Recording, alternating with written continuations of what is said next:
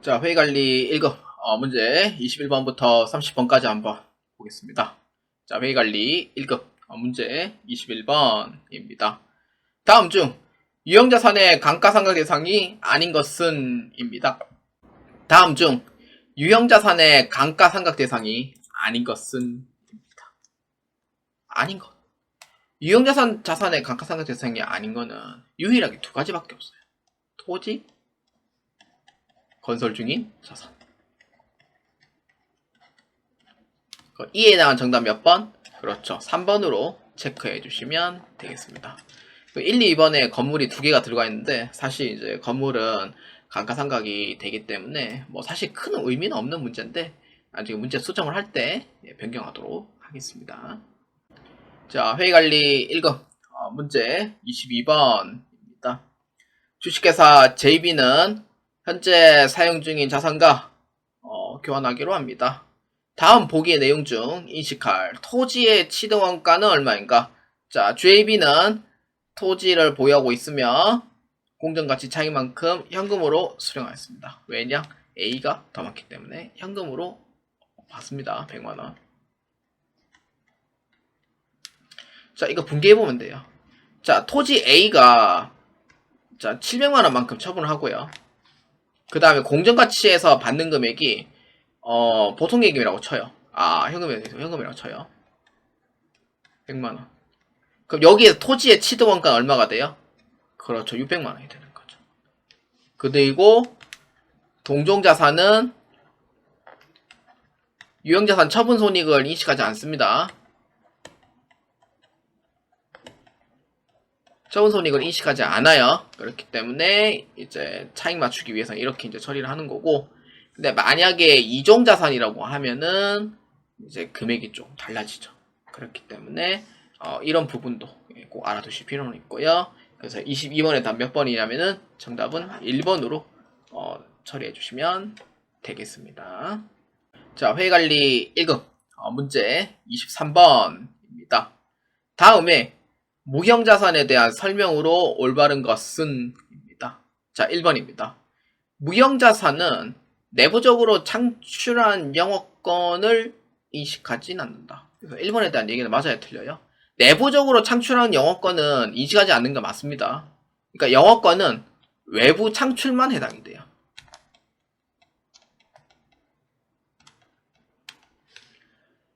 자, 이렇게 되고, 그 다음 2번. 무형자산의 취득 조건은 식별 가능성, 신뢰성, 경제적 효익 중 하나만 충족하여 무형자산으로 인식한다. 하나가 아니죠. 무형자산의 취득 조건은 식별 가능성하고 통제 가능성하고 신뢰성하고 경제적 효익 이렇게 돼 있거든요. 세 가지인데, 그래서 여기서 이제 제가 하나 빠진 게 통제 가능성을 제가 하나 빠져먹었어요. 그렇기 때문에 나중에 추가할 때 넣으면 되고, 그래서 2번에 대한 부분은 하나만 충족되는 게 아니에요. 제가 하고 싶은 얘기는 하나만 충족되는 게 아니고 전체가 다 충족이 돼야 돼요. 그래야 무형자산으로 인식이 돼요. 눈에 안 보이다 보니까 실물이 없으니 이 조건을 다 이제 해야지만 무형자산이 된다라고 보아주시면 됩니다. 자, 그 다음에 3번입니다. 취득 시 부대비용은 포함한다. 그렇죠. 취득 시 부대비용은 이제 포함을 하는 거죠. 이거는 문제가 올바른 게 아닌 것은 이렇게 돼요. 자, 그 다음 4번. 상각시 차변 무형자산 상각비로 회계 처리한다. 맞습니다. 그래서 올바른 것이 아닌 올바르지 않은 것은 이렇게 보아주시면 되겠고요. 그래서 이에 해당하지 않는 정답 몇 번? 2번으로 체크해 주시면 되겠습니다. 자, 회의관리 1급 문제 24번입니다. 제품 매출 영위하고 있는 주식회사 JB는 2024년도 1월 1일 3년 연불 조건으로 매년 말 5,000원씩 3회 받기로 합니다. 유효 이자율은 10%이며 연금의 연금 가치는 2.4868입니다. 2026년 수익으로 인식할 금액은 얼마인가? 입니다. 자, 이거는 3년의 연불 조건이고요. 그래서 이렇게 해주면 돼요. 5,000원에 3년에 그 10%짜리 연금연가 이렇게 하면은 미래에 내가 받을 금액이 얼마인지 나오게 돼요. 그래서 2.4868이죠. 그렇기 때문에 5,000원에 3년이면은 15,000원을 받을 수가 있잖아요. 그래서 그 이자를 더해서 이제 해가지고 받을 금액은 얼마냐라고 했을 때 현재 시점으로는 12,434원이 되는 거예요.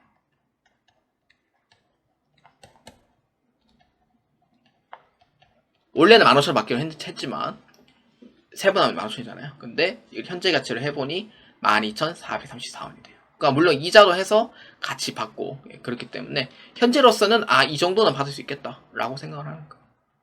그래서 유효 이자율법 표를 만들어 봐요. 어떤 거냐면은 자, 표를 만들면은 이렇게 되는 거죠. 자, 매년 5,000원씩 3회 받기로 했으니 5,000원에 이렇게 돼서 12,434원에 대해서 곱하기 유효이자율법 10%죠. 그래서 얼마냐면은 1,243원을 받아요. 그러면은 기존에 있는 금액 12,434원에서 1,243원을 더해줍니다. 그래서 얼마냐면은 13,677원이 돼요. 그러면 2024년도에는 이 정도는 받을 수 있겠다라고 생각했는데 실제로 받는 금액은 5,000원이니까 그러면은 남은 금액은 얼마? 받을 수 있는 금액 8,677원만큼 받을 수 있는 거죠. 그러니까 이렇게 되는 거죠. 자, 그 다음에 2025년도가 됐어요. 2025년도에 8,677원이 남죠. 그럼 5,000원씩 원래 받기로 했고 그에 따른 이자도 같이 받으니까 그래서 거기에 10%가 돼요. 그래서 얼마냐면은 867원을 수령하게 됩니다. 그럼 더해주면 돼요. 이자 수익은 더해줘야 되니까. 그래서 얼마냐면은 9,544원이 돼요. 거기에 5,000원만큼 빼면 얼마냐면은 4,544원이 돼요. 이렇게 돼요. 그 다음에 2026년도가 됐어요. 4,544원에서 10%예요. 그래서 얼마냐면은 내가 454원, 그러니까 455원 해가지고 받아요. 아마 단수 차이가 나올 거예요. 그렇기 때문에 그러면 이 금액 4544에서 45만큼 하면 4,999거든요. 그러니까 단수 차이가 생겨요. 그래서 단수 차이는 나중에 1원 올려주면 되고 하면은 0원인데 단수 차이가 발생을 해서 이렇게 되는 거예요. 그러면은 매년 이자를 받을 때 이 금액들은 이제 이자를 받게 되는 거죠. 5,000원에다가 이 금액들이 이자를 받는 거예요. 그래서 얼마? 2026년도에 이자를 받을 금액 얼마? 이 금액이 되는 거죠. 455원이 되는 겁니다. 그렇기 때문에 이에 해당한 정답 몇 번? 3번으로 체크해 주시면 되겠습니다. 자, 회관리 1급 문제 25번입니다. 다음 중 부채에 대하여 올바르지 않은 것은 입니다. 자, 문제 한번 봅시다. 1번 상한 시점을 1년 기준으로 유동부채, 비유동부채로 구분한다. 상한 시점입니다. 그래서 유동과 비유동을 나눠주는 게 맞죠. 그 다음 2번 유동부채로 선수수익, 미지급 비용, 선수금, 미지급금이다. 선수수익은 부채죠. 근데 유동부채가 맞아요. 미지급 비용 아시죠? 선수금 아시고 미지급 아시고. 맞아요? 틀려요? 맞는 거죠. 그 다음 3번 사채는 장기 조달 목적으로 비유동부채에 나간다. 상환기간이 1년 넘는 거는 비유동부채가 되고요. 그 다음 4번 미지급 기간이 1년을 초과하는 경우에도 비유동부채로 하지 않는다. 미지급 기간 1년 초과하면은 장기 미지급금이라는 개정 과목이 있어요. 그렇기 때문에 비유동부채를 하지 않는 건 아니에요. 그렇기 때문에 올바르지 않은 건 몇 번? 4번으로 체크해 주시면 되겠습니다. 자, 회의관리 1급 문제 26번입니다. 다음 중 사채 발행 방법에 대하여 올바르지 않은 것은 이게 이제 발행 방법은 세 가지가 있죠. 할증 발행, 할인 발행, 액면 발행인데 자, 세 가지 봤을 때 시장 이자율하고 액면 이자율이 있다고 치면은 액면 발행은 두 개 다 같은 경우고요. 할인 발행은 시장 이자율이 더 높은 경우고요. 할증 발행은 액면 이자율이 더 높은 경우가 돼요. 그래서 3번하고 4번은 맞습니다. 그리고 사채 발행 비용 등이 존재하는 경우 대금 수령 금액에서 직접 차감하는 것도 맞아요.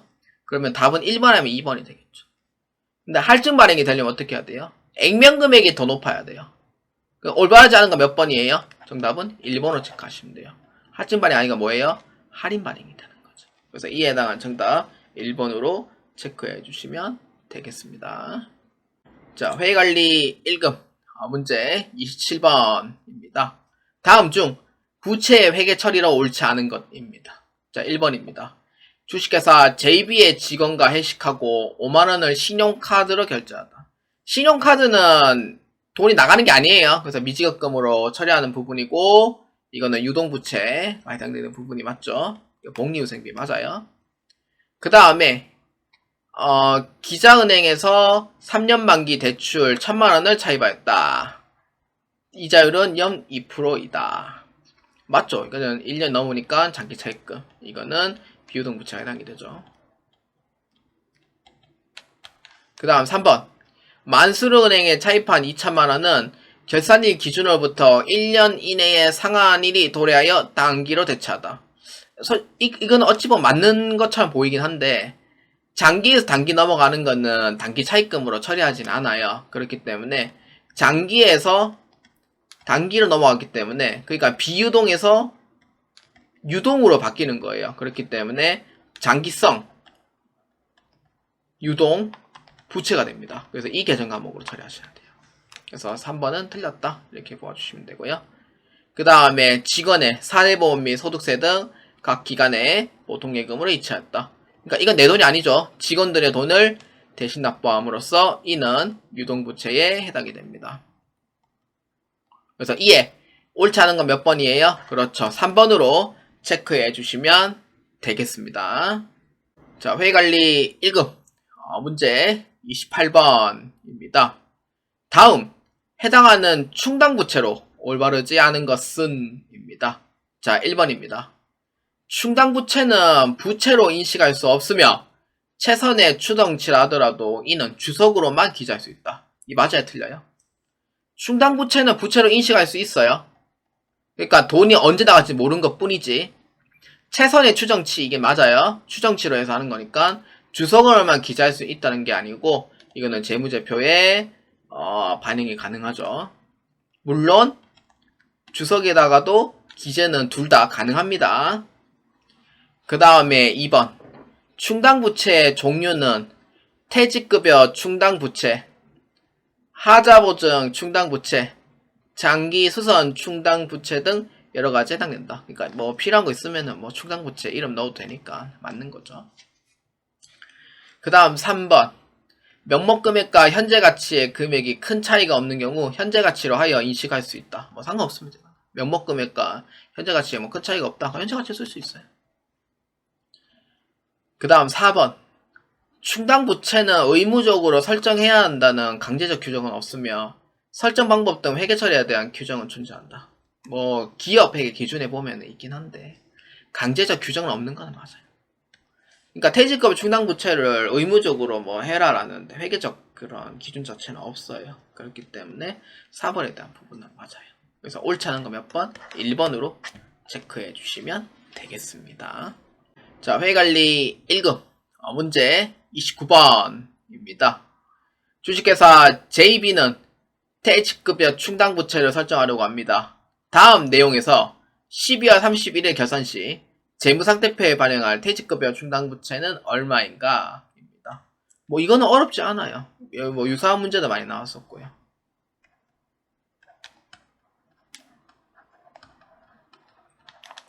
자, 이렇게 봅시다. 부채죠. 부채는 기초는 오른쪽으로 갑니다.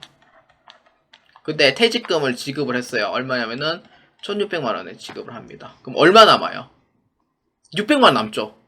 그렇기 때문에 선생님 기말 금액은 600만원이 아닙니까? 라고 생각할 수 있지만 아니에요. 거기에 보충 금액이 또 얼마 있는지 또 설정할 수도 있잖아요. 그래서 이거에 대한 얘기예요.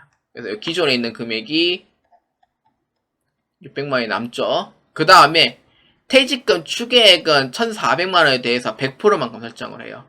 그러면은 추계액은 얼마냐면은 1400만원만큼 내가 설정을 해야 되는 상황이고 항아리 신주단지 안에 600만원이 이제 기존에 지금 남아있고, 내가 1400만원만큼 채워야 돼요.